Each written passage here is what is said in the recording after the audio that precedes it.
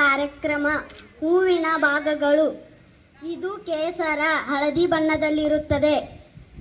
ಇವುಗಳು ಕೇಸರಿ ದಂಡ ಕೆನೆ ಬಣ್ಣದಲ್ಲಿರುತ್ತವೆ.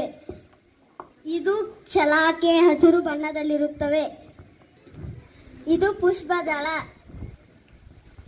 ಹೂವಿನಲ್ಲಿ ಗಂಡು ಪ್ರಜನನದ ಭಾಗ ಕೇಸರ ಹಳದಿ ಬಣ್ಣದಲ್ಲಿರುತ್ತದೆ. ಹೂವಿನಲ್ಲಿ ಹೆಣ್ಣು ಪ್ರಜನನದ ಭಾಗ ಶಲಾಕೆ ಹಸಿರು ಬಣ್ಣದಲ್ಲಿರುತ್ತದೆ.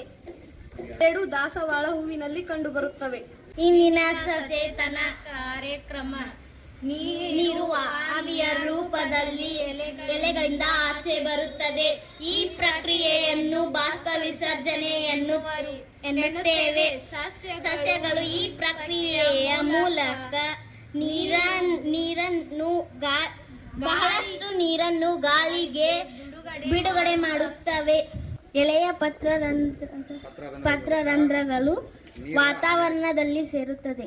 ನೀರು ಆವಿಯಾಗಿ ಹೊರಗೆ ಹೋಗತ್ತೆ, ಅದನ್ನು ತಡೆ ಹಿಡಿತದ ಪ್ಲಾಸ್ಟಿಕ್ ನೀರಿನ ಹನಿಗಳು ಆಗ್ತವೆ ಅಂತ ಹೇಳ್ಬೋದು.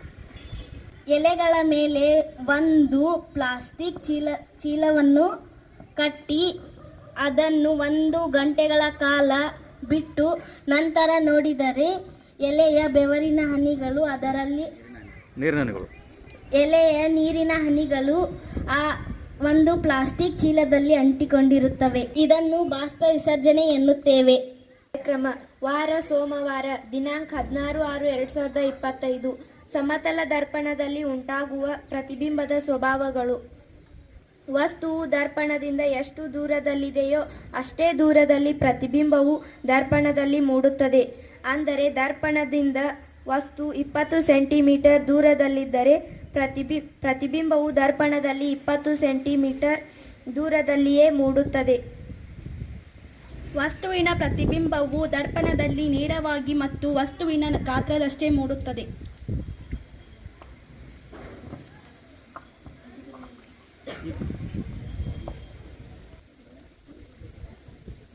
ಒಂದು ಚೆಸ್ಬೋರ್ಡ್ನಲ್ಲಿ ದರ್ಪಣವನ್ನು ಇಟ್ಟಿದ್ದೇವೆ.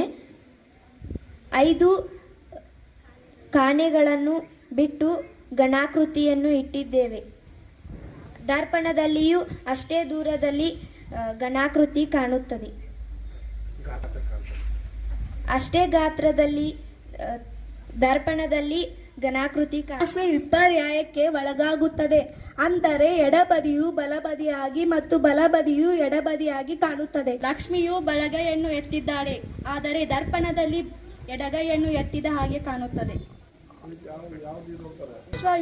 ವಿಪರ್ಯಾಯ ಅನ್ನುತ್ತಾರೆ. ದರ್ಪಣದಲ್ಲಿ ದಿಕ್ಕು ಬೆಳಕಿನ ದಿಕ್ಕುಗಳನ್ನು ಬದಲಿಸುತ್ತದೆ. ಸಮತಲ ದರ್ಪಣವು ಬೆಳಕಿನ ದಿಕ್ಕುಗಳನ್ನು ಬದಲಿಸುತ್ತದೆ.